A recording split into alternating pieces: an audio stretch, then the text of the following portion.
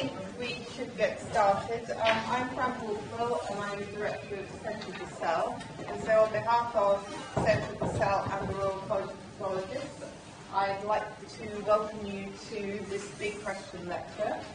Before I tell you a tiny bit about Centre of the Cell and introduce Joe and who will introduce the speaker, just the health and safety things. We're not expecting a fire drill, so if the fire alarm goes off, these are the two exits, just go out the way you came in, and always look out for blue hoodies from Centre of the Cell staff who will be there to help you if you need the loo. Again, it's out through that door. So, Centre of the Cell, as some of you may know, we have these big question lectures every 4, 5, 6 months or so. But we're much more than that. We are an informal science learning centre based here in this building, the first in the world, we believe, that has been started within a working research laboratory. And to date, we've had 170,000 participants in our activities, which is all about biomedical science. And I presume you noticed our new baby, the wonderful neuron pod, which was lit up properly for the first time tonight. It hasn't been before. It's not quite ready inside, but we will be using it because apart from the orange pod that you may have seen, which is our digital interactive pod, we also have many shows and workshops, very, very popular with our participants, with names like Snot, Sick and Scabs and Gut Feeling. You can probably guess what both of those are about. And we will be then holding them in that space. But that space will be also lovely, lots of evening events, and we hope to have music events, dance, arts, other, all kinds of exciting things will go in that pod, particularly interacting with our local community. So it's a very special night for us anyway. I'd like to thank the Royal College of Pathologists and also Aldgate and All Hallows for sponsorship of this lecture, and again to welcome you on behalf of Centre of the Cell. And now I'll hand over to Professor Martin, who is President of the Royal College of Pathologists.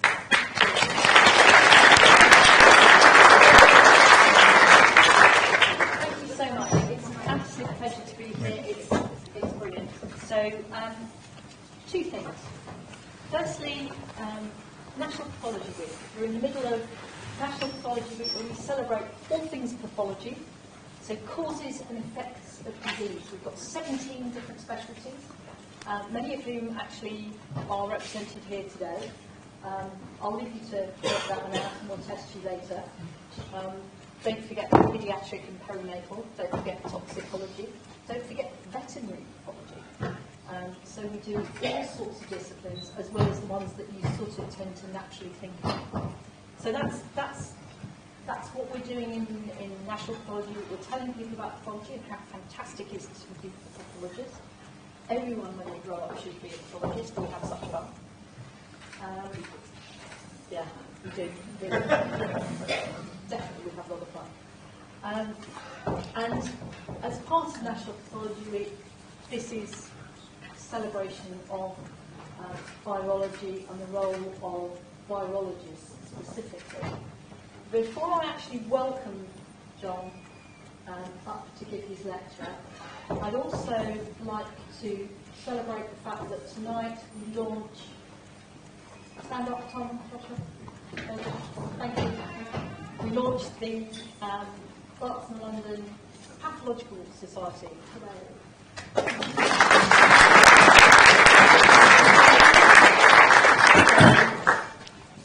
Dave and Tom have done an enormous amount of work, and students who'd like to get involved, please go and find them afterwards.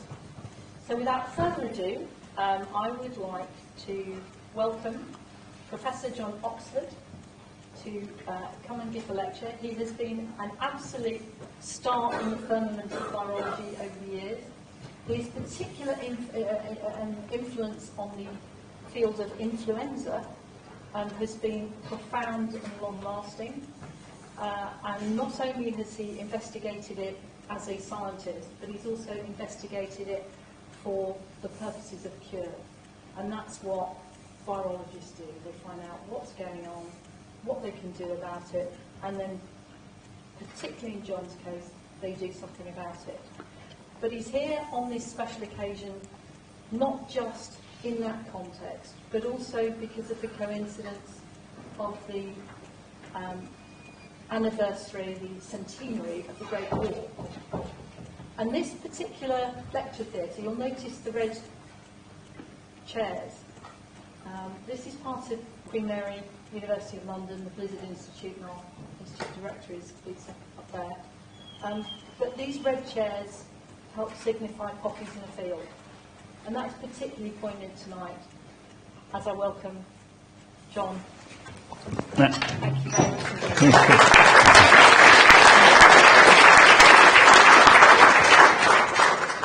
Fran, Jess and Joe, thank you very much for that introduction. I must say I've never given a talk before with an introduction that I come along and they put all the lights on the neuro outside, so I wondered what on earth was going on. It's just a rather nice experience and a unique experience for me. I feel happy. Anthony was saying that he used to give lectures here, and I still give lectures here. I always feel happy in this room. It's called the Perrin Lecture Theatre, Perrin, Mr. Perrin, was part of a colleague of mine and part of the Retroscreen. You may have seen in the programme. I started a small company 30 years ago, more than 30 years ago, called Retroscreen, now called HVivo, but it was started across the way, and Charles Perrin was joined the board, and he was also part of the finance structure of the college. And I was saying to someone just now, well, at one stage when we were losing £1 million, we were £1 million in debt, and he didn't realise, and I didn't realise that we were £1 million in debt, and suddenly the college woke up to the fact that we owed them £1 million. So it was only with kind of calm goings on did Charles get everyone settled down and we all start again. So these little companies, they can go like a roundabout, and they can go like a up and down, and I think to some extent HVO still is, but it's been a very nice thing to do for an academic. Well, I'll give you some warnings about it, but it's still a very positive thing for an academic to get involved. But looking around, I can see such a mixture. We're expecting students, sixth form students here, some medical students, friends, colleagues, my family's here. It's nice to have a real support team in the front row. When things start going wrong, you've got some support. And senior members of the colleges and the Royal College of Pathology. So it's a lovely audience. I was just thinking then, someone reminded me that I have to give a lecture, and we were all talking, and I was having quite a good time. And someone said, "Are you thinking about your lecture?" I thought, "Oh my God, I'm not. I better get myself organised." And I was thinking of 2 times in this lecture, and I'll tell you what they are. One of them is a recent.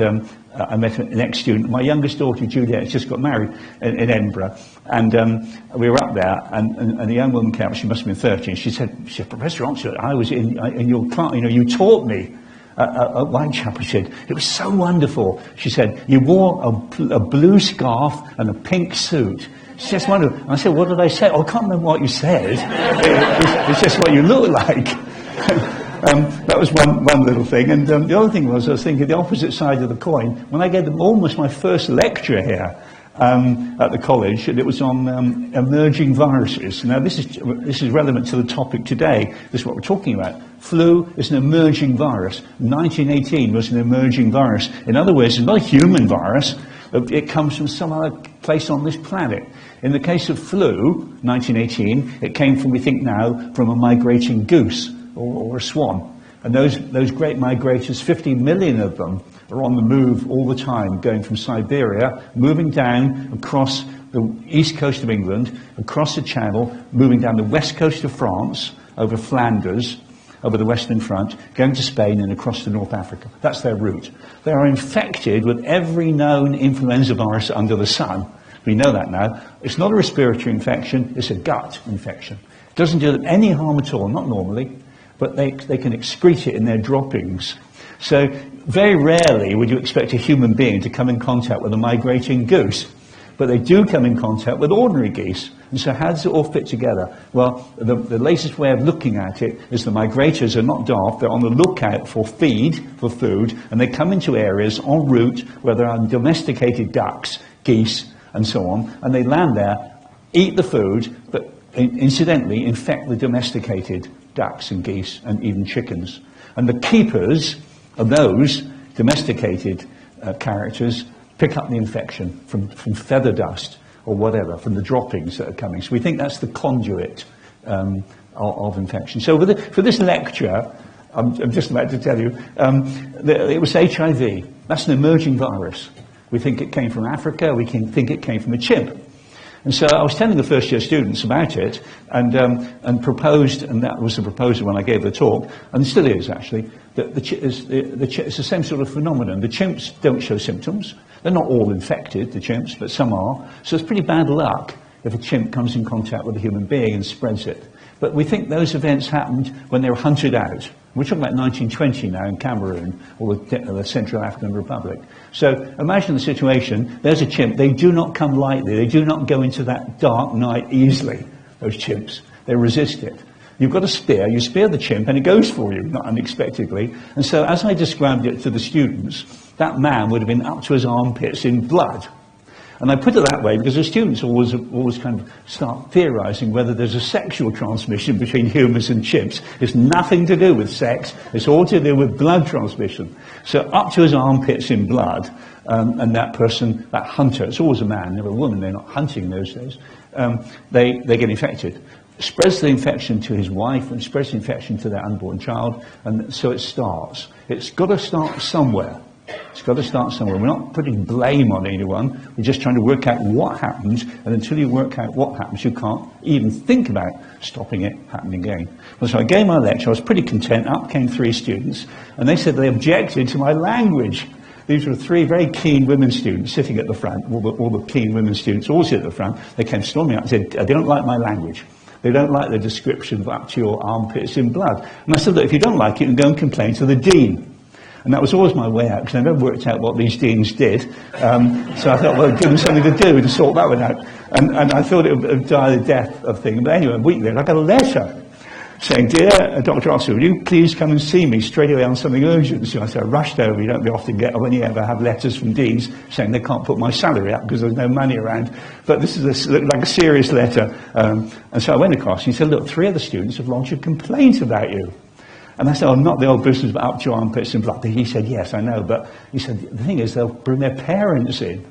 If we don't sort it, we'll get the mum in and the dad in. It'll blow up to great big things. And I said, well, okay, then what's your solution? He said, why don't you give them a copy of your book?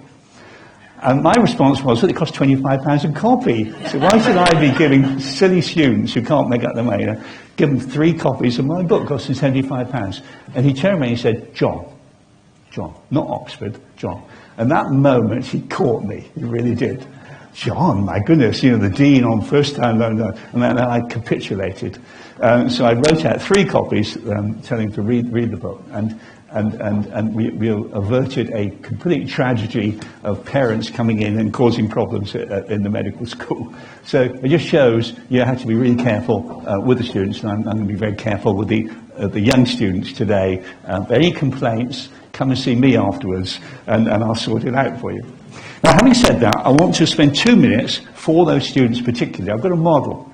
I expected trouble on the tube, because these days, if you carry something looking like that with wire sticking out, you're liable to get trouble. All there was this evening was interest. There was definitely a lot of interest. And since I was busy trying to work out what I'm going to say this evening, I wasn't engaging too much in conversation. But this is the model of influenza virus. And for the younger students here, let me say that if you imagine this lecture room as a cell, take that size, this is just about the right size, the scale. And here's the virus. It's got 8 strands of RNA. Its nucleic acid is there. Everything depends on the RNA. It's got these little spikes, and you're going to hear more about spikes in a minute, called H, that's hemagglutinin, and N for neuraminidase, H1N1, that's the virus we're going to hear about. So there's the flu virus. It's come into this cell, and so it's just about the right size, because 10,000 of these will sit on a pin's head, on the spike, on the sharp end of a pin. 10,000 of them will sit there quite easily, so you can see the real size of it. But it's not bad. If this were a cell, this would be about the right size. So in comes the virus, following a sneeze. Have a sneeze or a cough, and the virus comes across just like a smoke. If someone's smoking across to you, not these days in the tube, but as it used to be, you smell the smoke. If they'd coughed, that would be like a virus coming across, suspended, like a smoke thing, and you'd breathe it in and get infected. or the virus would drop onto the seat and you might pick it up from the seat in droplets. But within a second of you getting infected, breathing in that smoke, breathing in that halo of virus, the thing would stick on. And it sticks on by these little spikes. And once it's stuck on, you'll never get it off. Once it's stuck onto a cell like this, within another minute, it's inside the cell. And in another minute, it's here. And here's the ribosome, you're the nucleus, here's the cell. And within another minute, it's taken its RNA and pushed it into the nucleus where you're sitting.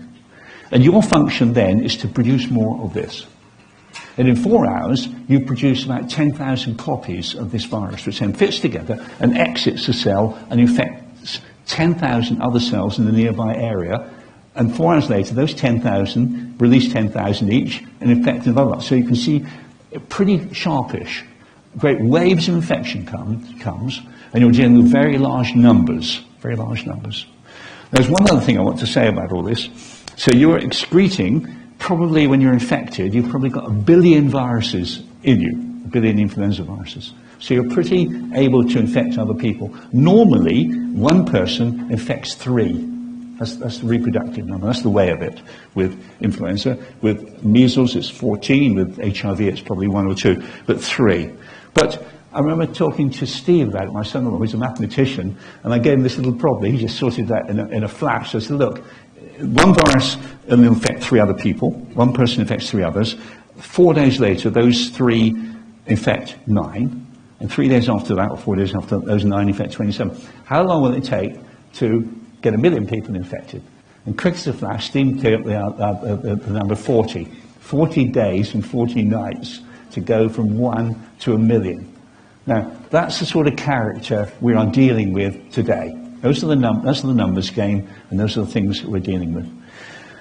This virus, this H1N1, I can't emphasize it to you enough, is a tricky beast. It's Darwinian. And for the rest of the talk, Darwin should be overarching over the talk. Never let Darwin out of your mind.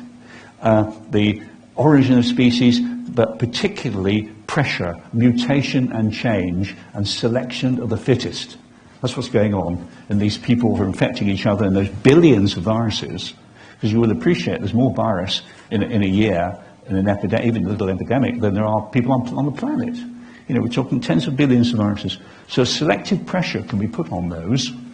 And Darwin, if he was alive today, he could see his evolution theory played out in a year in front of his eyes. We don't have to wait 100 million years. There it's happening in front of him. Mutation, pressure, evolution and change of a virus to fit, the perfect fit.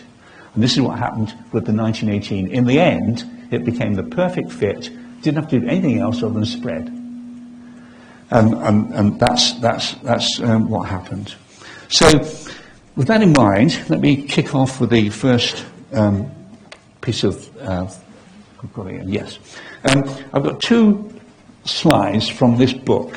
When I first became interested in 1918 flu, which must have been 20 years ago now, 25 years ago, I went to the library at the National Institute where I was working, National Institute for Medical Research in Mill Hill.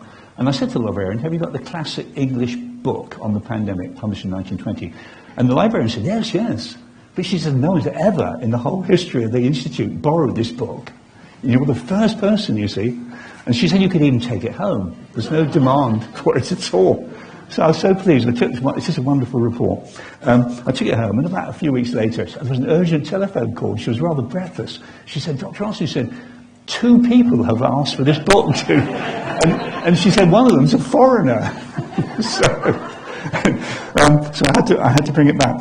So at that time, looking at it now, really, there was one book, classic book, about the pandemic, which I will remind you killed somewhere between 50 and 100 million people. The war killed 20 million people, we think now. The estimates are still altering a bit, but there's no doubt that from a global perspective, flu killed many, many, many more people than the war did. It was a world war involving all the colonies and everything else all around the world, but the deaths would not approach that of the pandemic. So if we can hang on to that, I'll let anyone dispute it at the end, but if we want to come back to it. But that's my view of it. So we're dealing with something really rather special. in those numbers. But this one book, then there was then published another book, and two others. One was a short novel called Pale Horse, Pale Rider, by an American writer, a very good American writer, a short story writer.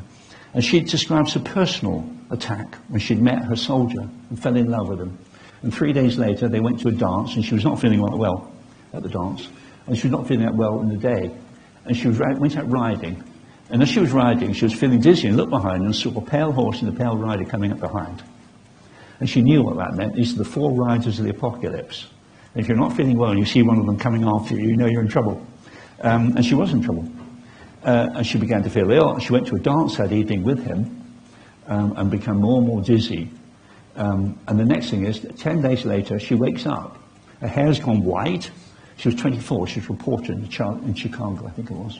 Her hair had gone white. And there's a pile of letters by her bedside.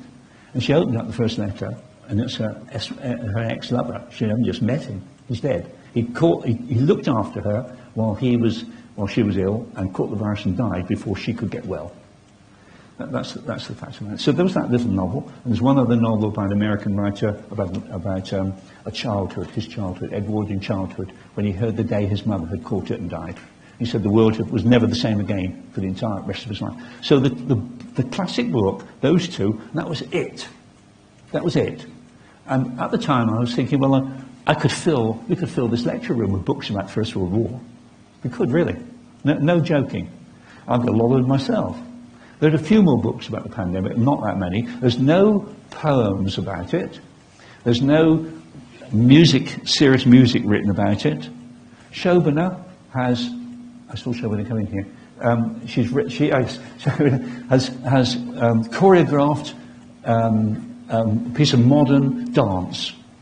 And really, that's about it when you come to think about it, as regards the commemorative thing, apart from our window in the church, and I'll come to that right at the end of my talk. So Shobana's dance is called Contagion. It's a wonderful modern dance, trying to grasp the power of a killer virus that kills 50 million people. It's not easy to grasp for any of us, I think. So that's going to be the essence of my talk. This book is a good book, and if you want to read about the 1980s from the point of view of America particularly, read it. It's got the wrong title. It's not been forgotten. I don't think it's been forgotten. And I'll give you one example. A woman sent me a wonderful black and white picture of her mother. Let's go back. The pair of them had gotten married, this couple. And it was at the time the Titanic film came out. I used to call them Jack and Rose, this couple. And the same thing happened. In came the virus. It killed Jack. He exited, but they had the picture, the photograph. And she kept the picture by her bedside all her life. And on the day she died, she married again.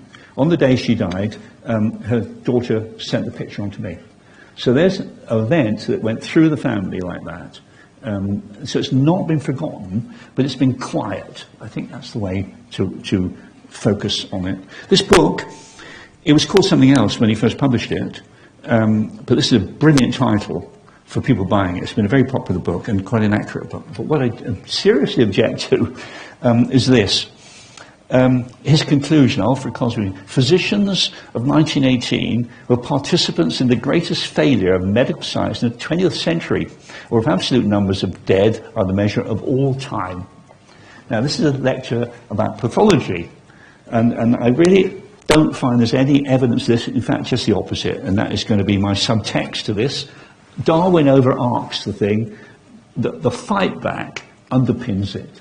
There is something that can be done, and those things were done, and the individuals did them. They may not have been organised, because if you think about it, scientists are never on top. They're supposed to be on tap. This is Winston Churchill. He loved scientists. He didn't want them on top, and nor do these modern politicians. That's where none of them are scientists. But they love a few scientists around. So we can't really direct things, but we can do our best, I think, to push things along. That's the way I put it.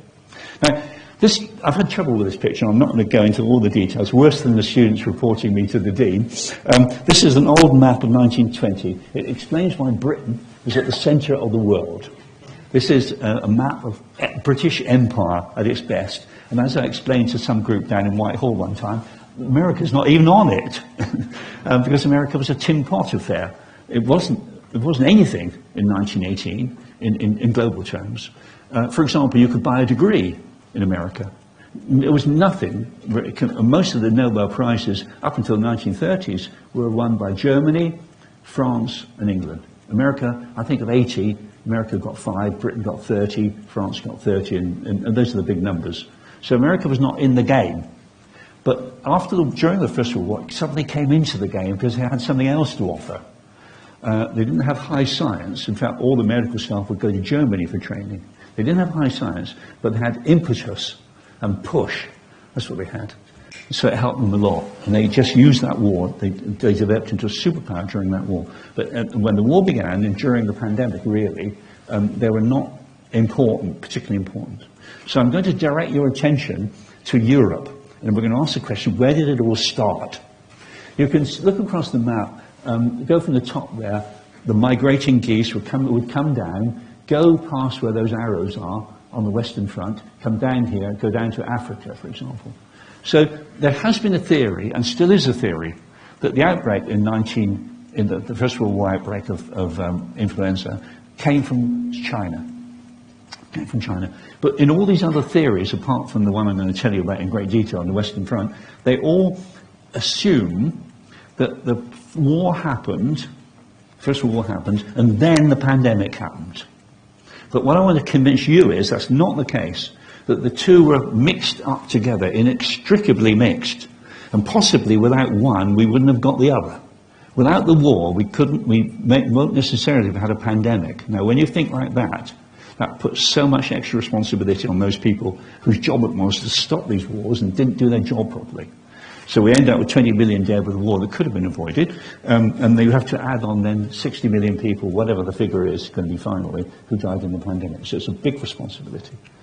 But certainly from China, we know that 1968, 1957, the pandemics came from there, no doubt about it.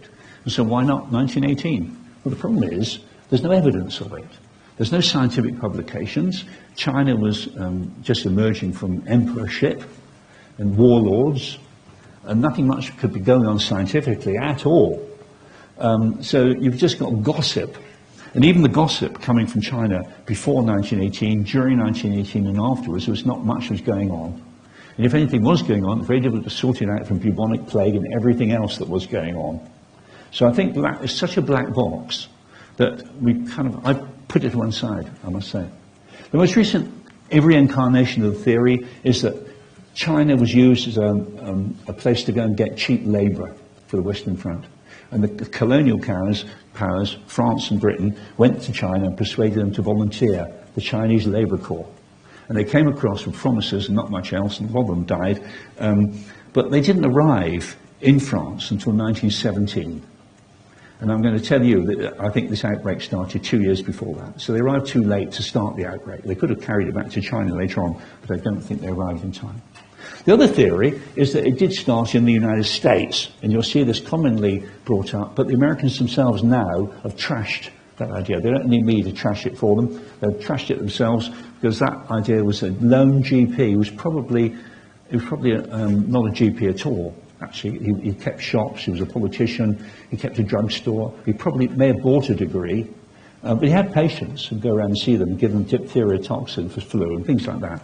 And his patients said he was always better drunk than anyone else sober, and all that sort of thing was said about him.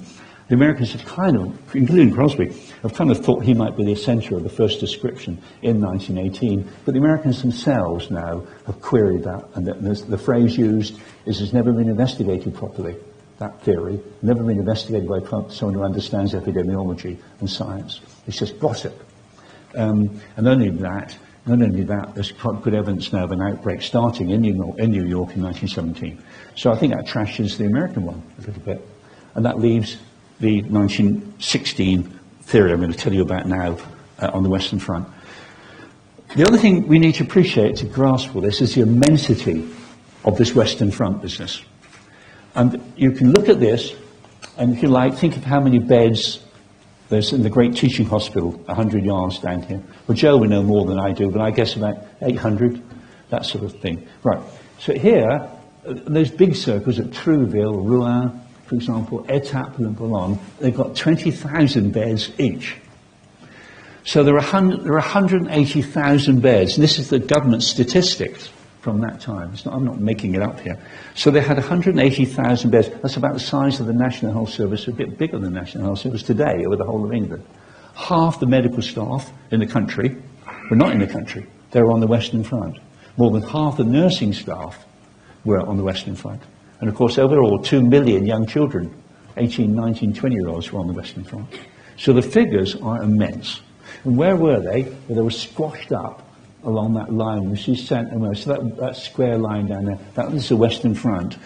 Those 2 million British soldiers, and the French soldiers were further down, the German soldiers opposite, there were probably 8 million you're dealing with here.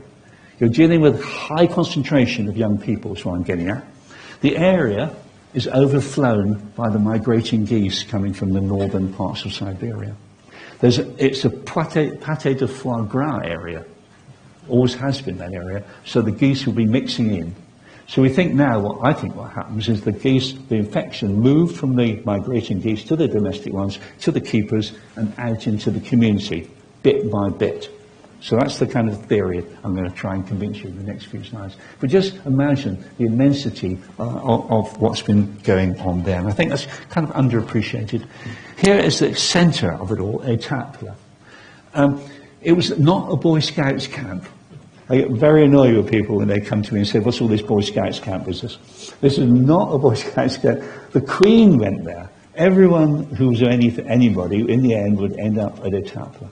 Wilfred Owen, the poet, went there. He described the soldiers walking around her. He said they're like dead animals with a dead look in their eyes. They know they were going to be dead, and they will be dead. That's the kind of feeling at this place. And on any one day, there are 100,000 troops, young troops, in this area here, either recuperating, either recovering from wounds or infection, or going back to England where they couldn't sort them out there, or going back to the Western Front. So it was pretty awesome. This was a military area, Étaples, and for 80 miles up the coast, there was more of it. Once you're in there, you were trapped. You couldn't get out of it. There's no good saying, I don't like this, I want to go home to mum. You had volunteered and you were in it. Either you came up back dead or you came, that was the scene of it. They built it of wood and canvas because they thought it was going to last. They built it in 1915. They thought it was going to last, the war was going to be over by Christmas, all this sort of talk, but it had to last the entire war. It stretches as far as the eye can see, up along the sandbanks, on and on and on. So we're dealing with a very large affair here. Some nights, ambulance trains would come in to Étaples with 1,000 wounded soldiers on it. 1,000 wounded soldiers. Now, for London, our big teaching hospital probably could not deal with more than, say, 60 or 100 people coming in at one time, like in the Moorgate disaster. And here you've got 1,000 coming in. And sometimes several trains will come in with 1,000 on them. So I hope I'm building up a picture of something big going on here. Some of the wounded came in on the ambulances. We know that from the book, Vera Britton's book, Testament of Youth, which you could also read if you're really interested in it. I'll come back to her right at the end. And Phyllis Burns is another name I want to mention. She was an ambulance driver as well, bringing in wounded from nearer the trench system. In all this, I've got a historian, Douglas Gill, who works with me on this. Most of the pictures are fixed. You did not have cameras in the First World War, and if you did, no one allowed you to take pictures. It's not like now. So most of the pictures are staged. All the pictures you see, all the pictures I've seen recently and any time, they're all set up pictures. I know they've been coloured up, but they're set up. This is an unset up picture. And this just shows one of the tents used at Étaples and the wounded coming in. And that's how it was. That's the reality of it. People piled up all over the place. People piled up outside. People piled up maybe for 4 miles away with some of those big battles. They could not cope with it. And it's not their fault, but that was the situation. And soon they began to have not only wounded soldiers, but infected soldiers coming in. We'll come on to that. All right, what about this goose business? surely I have to provide evidence of the soldiers mixing in with the geese. And in fact, there's not bad evidence, as you might say. And this is, there they are plucking geese. Now you don't get away with plucking a goose that's infected with influenza, because the influenza is on their feather dust, and you will breathe in the feather dust and get yourself infected. So it's like it's been banned now in China because of bird flu H5N1 and bird flu H7N9. It spreads by the live bird markets. If you go into a live bird market, or used to in Shanghai and Beijing, they chop the head off the bird in front of you once you've chosen it, and they dismember it and defeather it. Now, obviously, you're in a bit of a risk spot, and so they've stopped all that. But in 1917, 16, we didn't know about all this.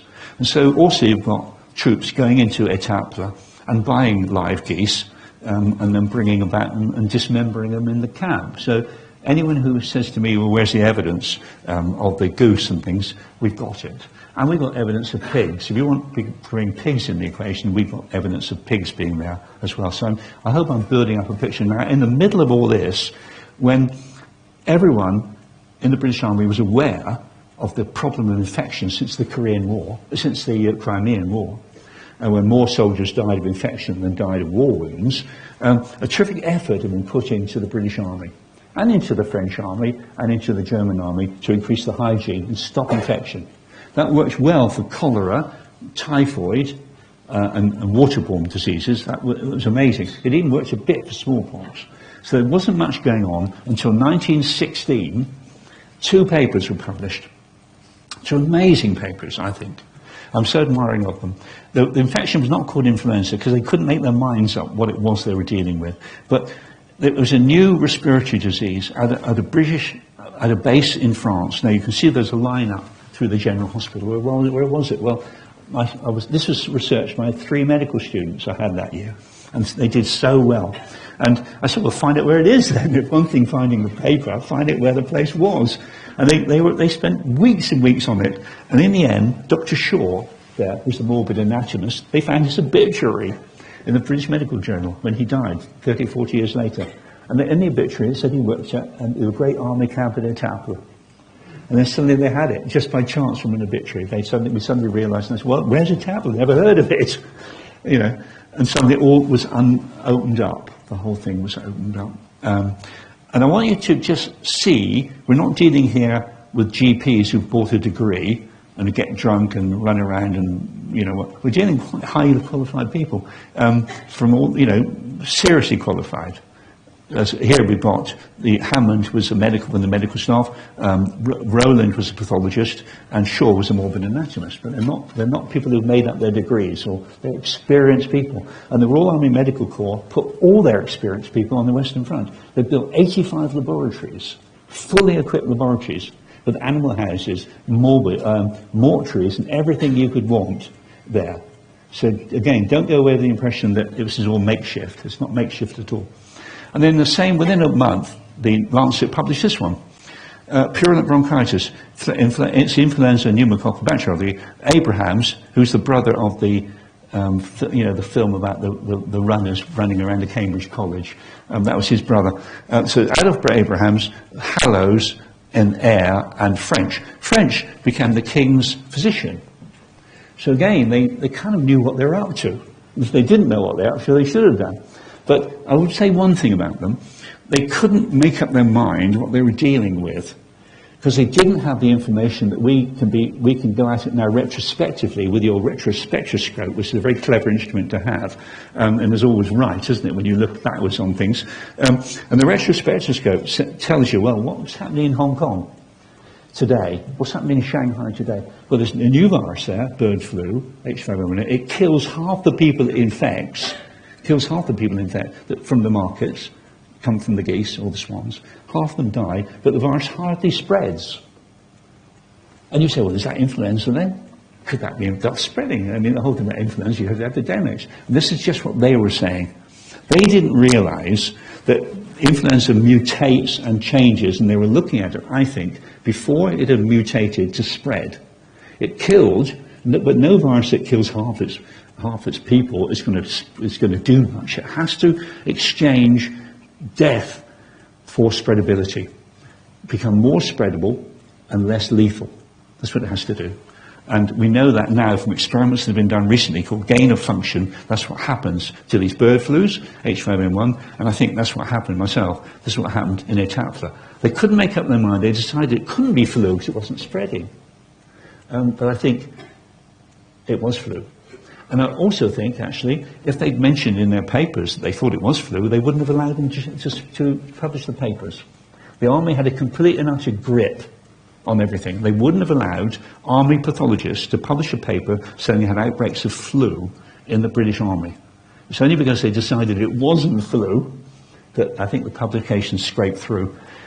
This second group, Abraham's group, came back and published another paper in 1919 in the Lancet, and they said, do you know that we're sick of people, having read our original paper 2 years ago, of telling people this we're experiencing now, 1919, 1918, the Great Wave, is the same disease as we described 2 years ago in Etapla and in Aldershot Barracks. So they say it themselves, that it's just the same disease.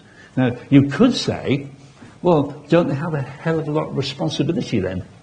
It would have given people 2 years to get organised. So you can look at it two ways. You can look at it two ways. I don't feel that myself. I feel that they did a service to bring out this. They really did. And the work they did was exemplary. I don't see anyone doing any better today.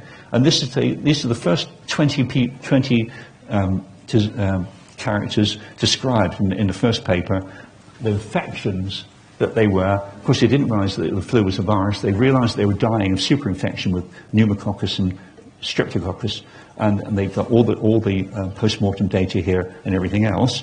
And from that, here's a description. This is from their papers as well. A new thing about this influenza in 1916, 17, 18 is that first it was killing young people, not the elderly at all. It didn't touch an elderly person.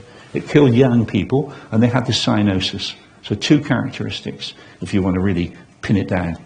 And there's a very unique picture of a young American who just come across on the boats dying with empyema.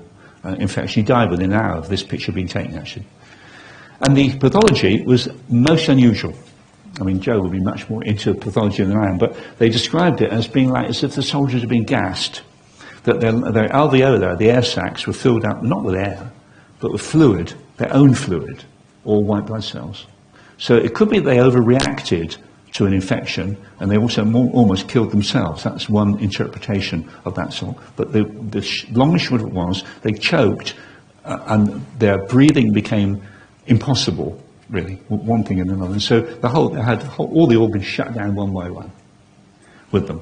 I don't think it was distressful particularly. But the amazing thing they did was made a vaccine. And I went to the Royal College of Nursing recently, and there was a vial of vaccine sitting on their counter.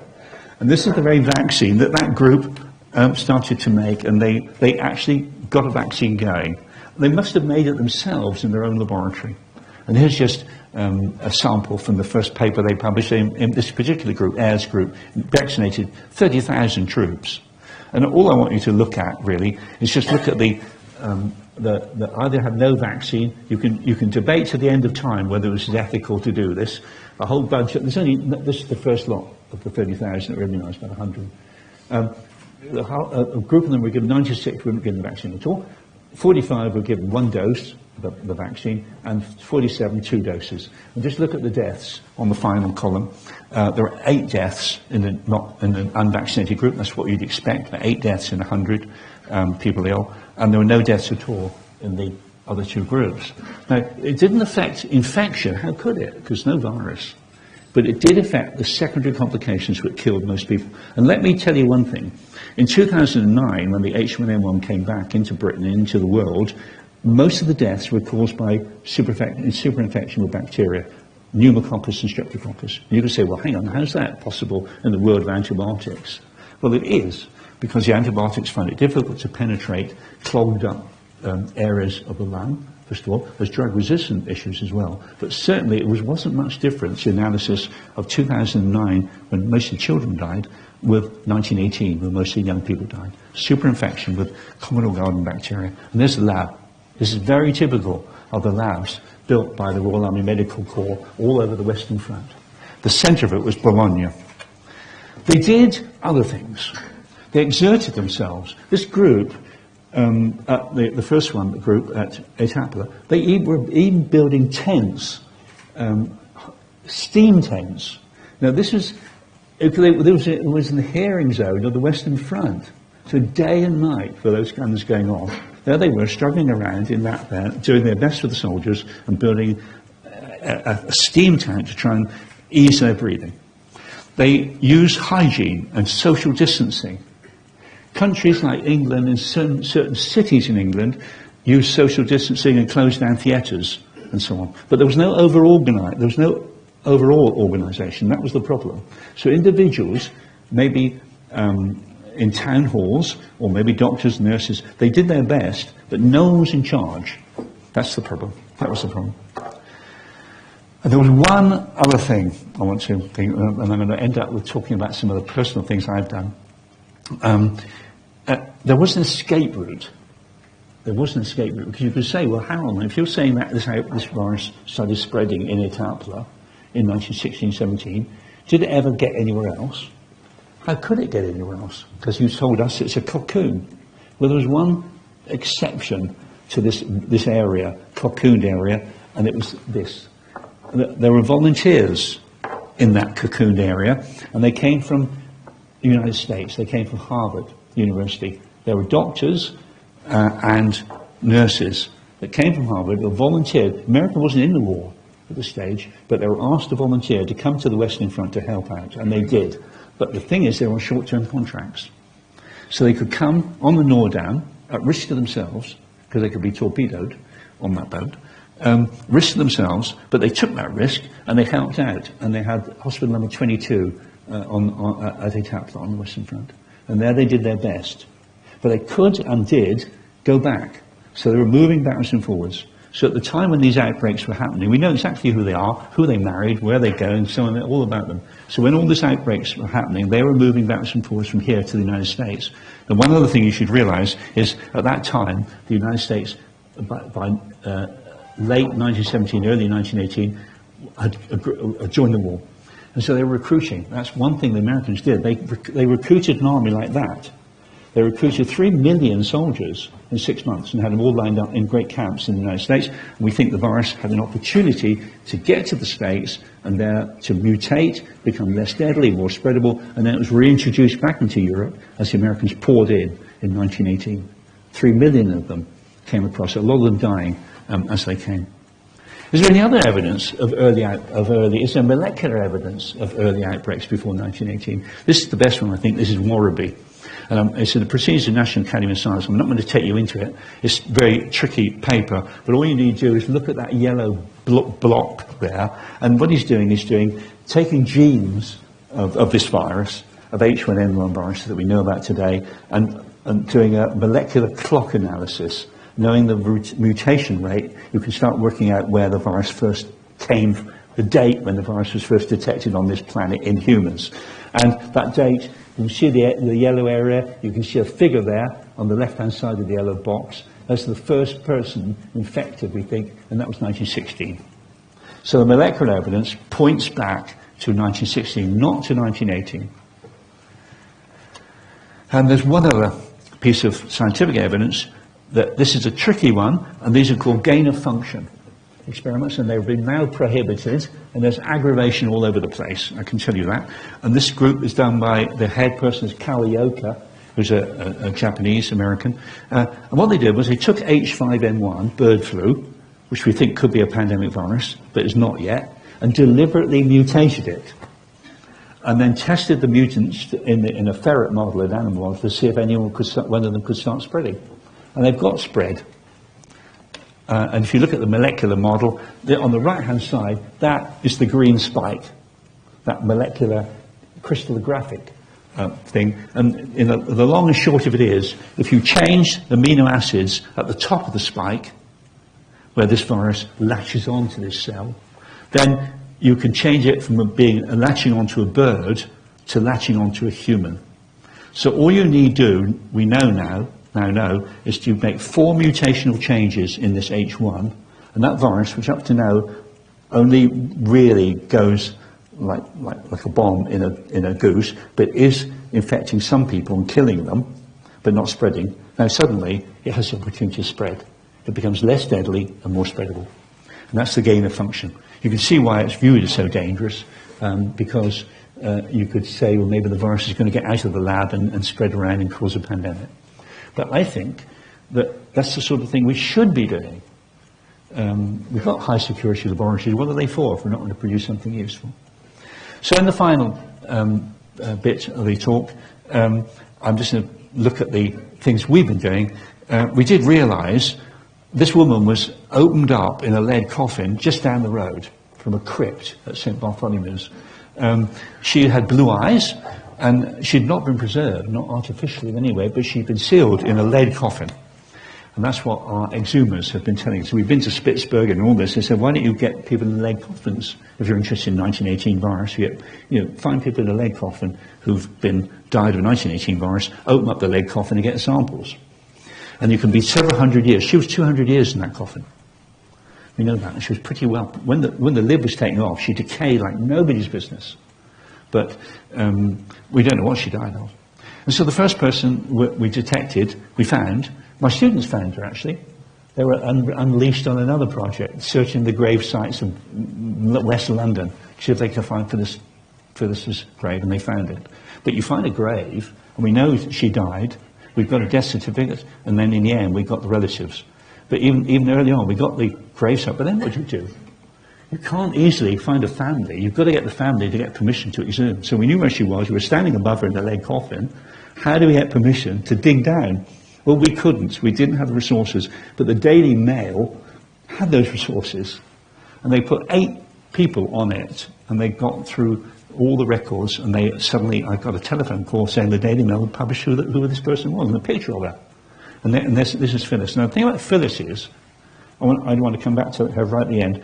She was very typical, I think, of the new woman role in that. She wasn't a suffragette, but as far as I know, but the suffragette movement was on the move.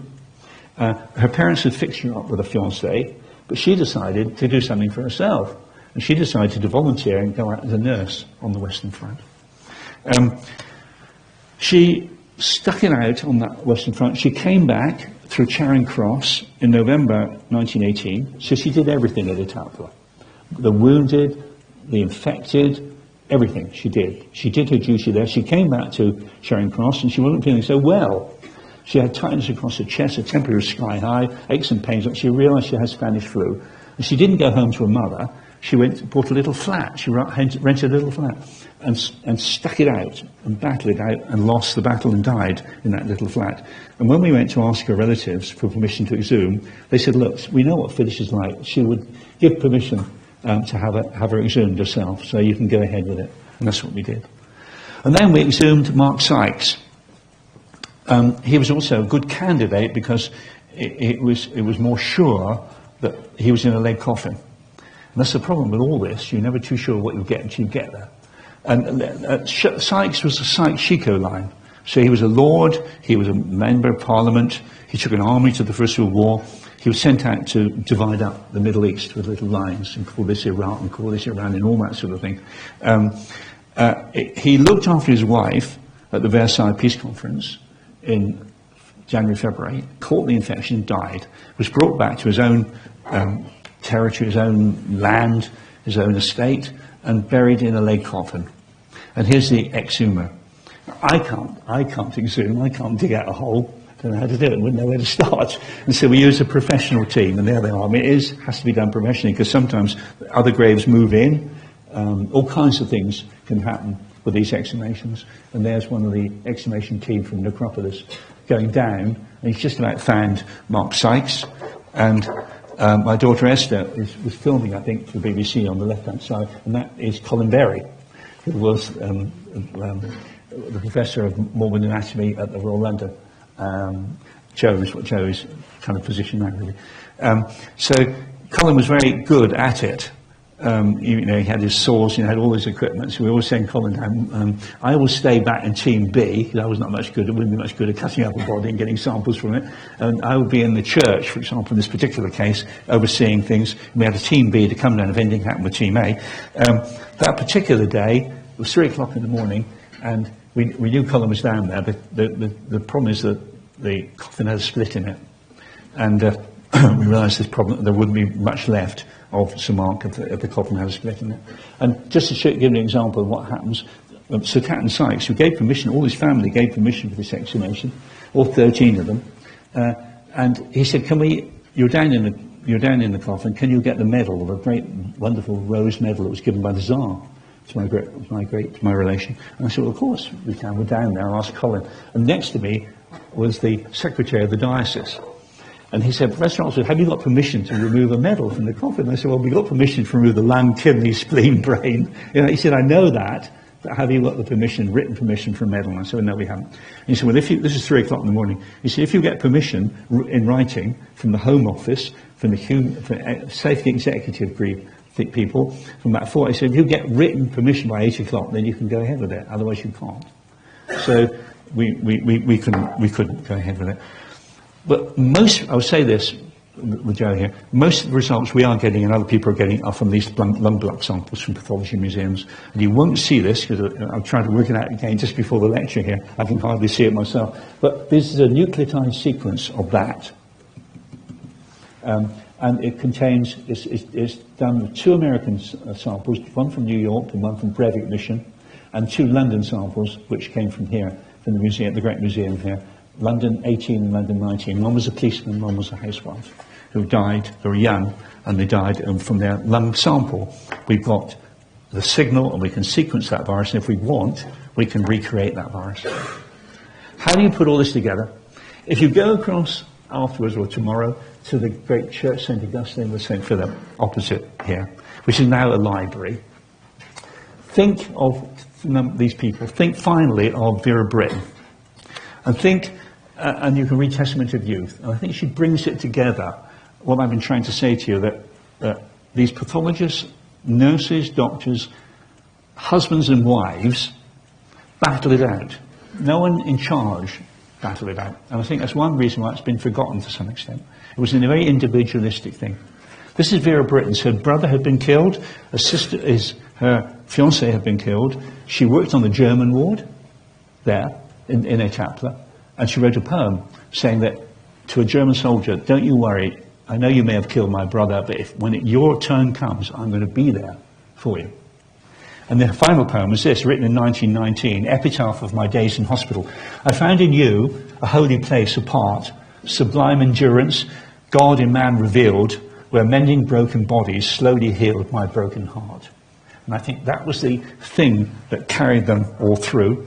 And we've represented this, all of it, we tried to, in this pandemic window. Like Chaubert's modern dance, kind of abstract dance, modern dance, this is an abstract glass window.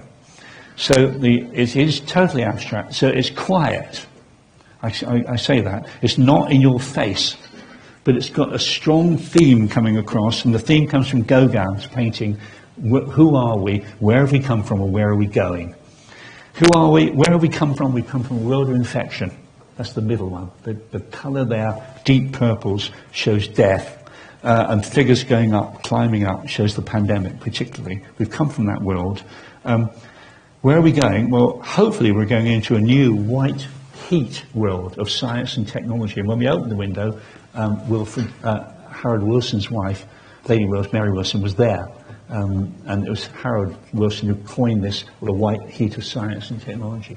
That's what we're looking forward to seeing. In the past, and as well, in the middle there, the great question of who are we, I see this wavering blue. And I see the people I mentioned. I see Phyllis Burns in there, who tried to protect her mother. I see Vera Brittain there, and all the work she did. And I see husbands and wives. And I also see that there's no memorial to the great pandemic. There's memorials to the Great War all over the place. But there's no memorials to the great pandemic. And this is it. This is the memorial in the world to the great pandemic. It issues a medal, particularly to the home front. and particularly to women. When medal, they put their hands out and help someone.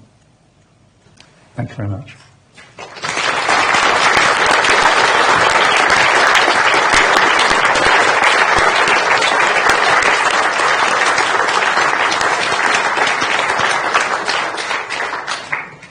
Absolutely brilliant.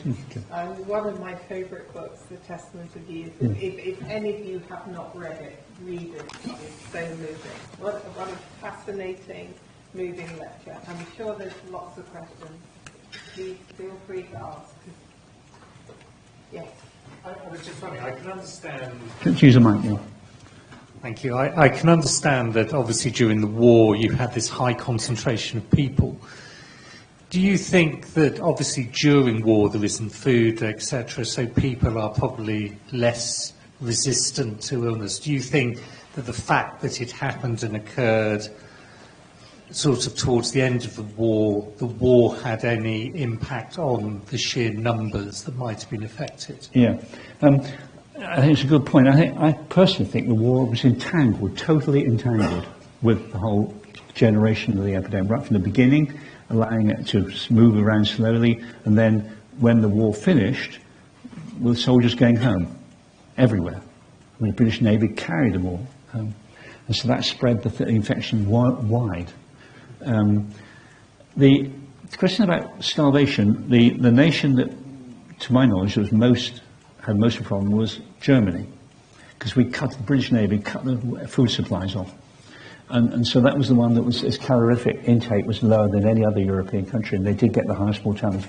I think their mortality is about nearly 300,000 in their population, compared to 220 in Britain, for example. I mean, 220 is a lot, but nearly 400,000 in that population was a lot of a lot. So it wouldn't be surprising, if you're facing a virus like that, you need to be well as possible, high calorific intake, everything you've got needs to be thrown at it. And a virus like that, a Darwinian affair, could seek out any weakness and would deal with you. So I think that all those factors, the overcrowding enabled the virus to spread quite quickly. Although we knew that overcrowding should have been prevented, we couldn't do it. Everything was overtaken, you see. All the things we knew had to be done couldn't be done because of the sheer pressures on those camps. And the sheer pressures, when you think about it, in England, because they couldn't cope with over 1 million wounded soldiers, because they were not just 1 million just losing a finger, they were losing 3 arms and a leg, sort of thing, They had horrific wounds. And the whole of Britain, I think in Britain, was trying to cope with it, and here was trying to cope with it. So it was overwhelming. Everyone was overwhelmed.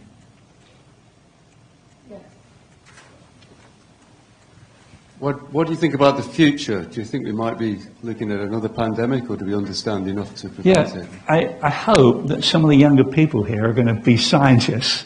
And I'll say to you, my colleague Jeffrey Tomenberg, who's a pathologist actually, he explained his view to me.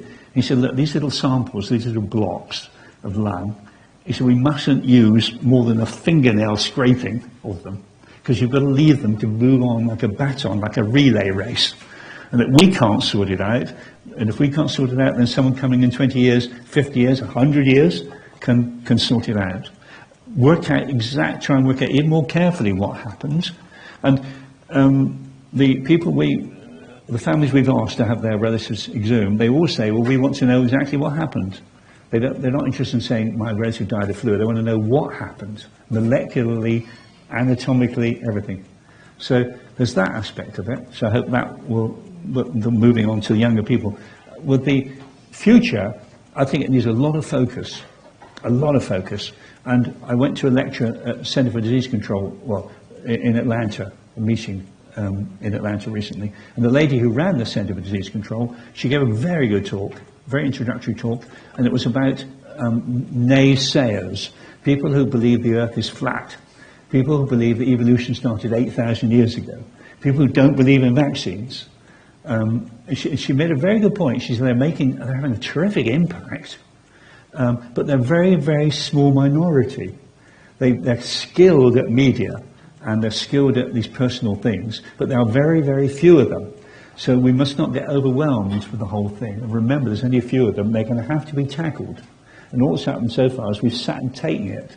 But I think to get somewhere, and I think we can get somewhere, that discovery and that white heat of science, I think it tells me that we can deal with a future pandemic much better than we've done, than we did in 1918, because we were so disorganised anyway. The governments have planned. There are stockpiles in Britain and in most European countries. Antibiotics, vaccines have all been stockpiled. So that's half the battle, having a plan. So when it happens, you all know what to do and they'll move into action. So that reassures me. So I think, in spite of the negative things, so many people moving around, pushing into areas where there might be emergent viruses like flu and they've never been discovered yet. On the other hand, we've got science that's never been so high-rated science in the world. And so we can use that to combat an infection. It's a continuing battle. Polio could be eradicated this year. It really could be. But it's a continuing battle against people who are not going to get vaccinated and so on. So I don't know where it's ever going to leave us, the battle. But we need to focus tightly on it. But I'm optimistic. John, seem to remember that this virus attacked the younger population rather than the very younger babies or the very old. Yes. I'm not an expert on flu, but was it something to do with the cytokine release? Yes, it's a good point. We think of now, the Warraby paper brings up, if you want to read the in detail, he thinks, I tend to agree with him, it's a combination. The cytokine storm, that you're best at your most your immune system's best at your 25, 26, 27, 28, by all accounts, and that's where the deaths happened. In fact, it happened very tightly into this 27, 28-year-olds. They're at the peak. Now, Warraby, and I think probably he's right, actually, if you look back at the 28-year-old in 1918, that means they were born in 1890, and that was when the previous pandemic happened. So it could be just a chance of their birth coming across being imprinted with a virus that has no relation whatsoever to the H1N1 they were going to experience in 1918. The older people had experienced an H1N1 in the 1830s or 1840s, so they had some cross-immunity. The 27-year-olds had nothing. They had their hyper-immune system working overtime, and that combination finished them off.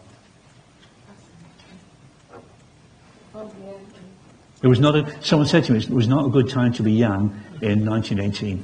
Either the war would get you or the flu would get you. Thank you very much. It's a wonderful talk. Thinking about the holy grail of influenza vaccines and the possibility at some point in the future of a universal vaccine. Yes. And obviously your emphasis on the huge mutability of flu particularly. Do you think that with the reintroduction of live attenuated viruses as vaccines, that we might be moving in the direction where we might be able to get conserved antigens as targets for immunity, whether cellular or antibody-based, that might be less likely to mutate? Yes. Well, I think those are very good points. A lot of work is going on. I think we've all been a bit slow with this universal flu vaccine, which is what you're talking about, isn't it? In other words, the flu vaccine at the moment takes the H and the N and maybe just formulates it and then you inject it. But the idea, there are other proteins here inside the matrix, nuclear protein, and proteins around the nucleic acid. And they don't change, whereas these are subject to change and pressure in the evolutionary sense. So why not take these internal proteins? Well, they are immunogenic, but not as hyper as these ones on the outside. And that's what's misled us, really. So all the simple idea of taking a protein on the inside and everything's going to be solved is not quite panning out. But the live attenuated virus, I mean, we're probably doing a big circle, because both the Americans and the Russians, at the end of the Second World War, they launched great research projects. The Russians, even before the siege of Leningrad had been lifted, they were working at the Institute of Experimental Medicine on a live attenuated flu vaccine. And the Americans, by an Egyptian American called Massab, was working more or less the same. So I think we're coming back to that. I think we've all overlooked it. It's what tends to happen, isn't it? You look back and it's gone a bit too far away. And that could be, I hope, And with modern molecular biology, maybe you can put the mutations in where you want, like the gain of function, and get somewhere with it. I hope so. Oh, yes. Maybe we've got time for about 2 or 3 more, if everyone's okay with that. Hi, I would like to ask something related to a previous question. Do you think the fact that the young people were mostly having the severe form of the disease because of the war, or not because of an immune response or something else, but because in the war mainly adult people were involved into the war? Well, that's a tricky one to answer, I think. All the young age group of the 18, 20, 21, 22, 20, were involved to some extent in the war. They found it very dangerous to escape the war. They were overcrowded, and the conditions were just right for a new infection to sweep into them. One group that we've all forgotten about are the very young children, under the age of 6. And I remember looking at the pathology book in the museum, in the Department of Pathology, and I was quite surprised at the number of 2-year-olds, 3-year-olds, 4-year-olds being pulled in, coming into the hospital here in November 1918 and dying in the hospital. Either they were dying of starvation, or they were dying of the flu. And I think that actually the mothers were getting their children in here to get some food into them, and just left it a bit too late, and they died immediately they came in. So, the virus was attacking the under 6s and attacking separately the 27 to 28-year-olds and leaving the older people alone. It changed as the years rolled by. 1920s, 1930s, it began to mutate, so it could move into the older group. As it used up all the young ones, it began to move into the older group. That's what these viruses do. They know, well, they do it randomly. They've got to mutate and change, and in the end they get a mutation that enables them to break through into an older group. So that virus has been called the mother of all influenza viruses, H1N1, that it killed 100 million people, and then it killed another 100 million between 1918 and 1957. And then 2 new pandemics came and killed 57, 68, killed 5 million each. But in the intervening years, they were epidemic. And if you total up the number of intervening deaths in the intervening years, it exceeds the pandemic deaths. So I think with influenza, you're dealing with a 1 billion casualty virus, 1 billion deaths and illnesses enough to get you into a ward in a hospital. Serious infections from which you probably could never fully recover. Deep-seated infections and the like. So I think, again, we underestimate. And the other thing about what Tobenberger would say, he's an expert molecular biologist, not me, he does say that the genes of this virus, this 1918 virus, penetrates the viruses we deal with today. It's penetrated into the viruses. So we've still got influenza viruses today. We've got odd genes from the 1918 one. So it's a formidable pathogen. Scary. Any other questions? Well, I would like to thank you again. That was really a fantastic lecture, and I'll hand over to Joe to finish off. And what a great prop. And also the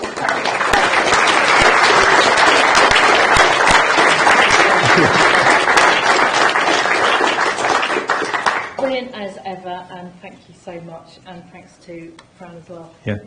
We'd all be very grateful if you'd like to come and join us for a small spot of rehydration and some nibbles as well. Keep those defences up. Nice to know I've got no cytokines left. Okay. Thank you. And you've been a very good audience. The students always are behind laptops or talking, sending text messages to each other, talking about their boyfriends and girlfriends. But you've been a really wonderful audience. Thank you very much.